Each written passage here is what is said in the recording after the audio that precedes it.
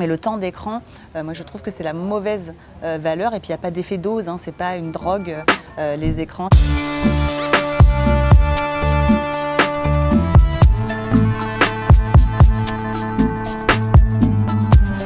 C'est pas une drogue, les écrans, c'est pas une drogue, les réseaux sociaux, hein. Jusqu'à maintenant, il n'y a pas d'addiction, il n'y a pas de dépendance à tout ça. Par contre, ça peut être des refuges.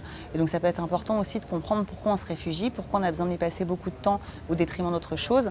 Mais souvent, c'est pas au détriment d'autre chose. En fait, souvent, c'est plutôt dans un espèce de construction, de lien social. Et ça, c'est extrêmement important pour les jeunes. Donc à nous de savoir décrypter aussi si c'est profitable ou si c'est pas profitable.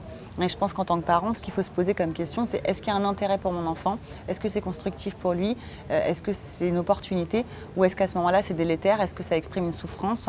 C'est plutôt ces questions-là, à mon avis, qu'il faut se poser. La limite de temps, elle n'est pas forcément toujours très intéressante. Et si on se dit, allez, c'est maximum 30 minutes par jour sur TikTok, bon, bah, à 30 minutes, on peut regarder 30 défilés de chats pas très intéressants. Et on peut aussi aller se cultiver, regarder des musées, regarder des contenus qui sont très constructifs et qui sont bons pour l'évolution de l'enfant. Et auquel cas, pourquoi on le priverait et qu'on viendrait comme ça fermer à 30 minutes, quoi.